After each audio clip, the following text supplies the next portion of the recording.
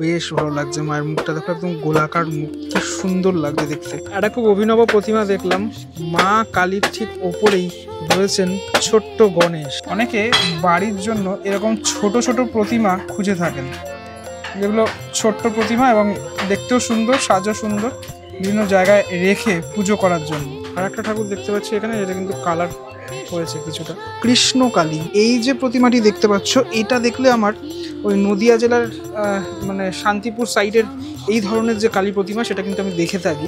Brilliant কাজ, just মাটির, টোটালটা মাটির কাজ এখানে, অপূর্ব সুন্দর কাজ, পুরোটাই মাটি দিয়ে করা, যেহেতু থার্ড আইটা কিন্তু বড় করে দেখানো হয়েছে এখানে। এখানে এই 1 2 3টে প্রতিমা, তিনটে রকমের, একটি রকমের।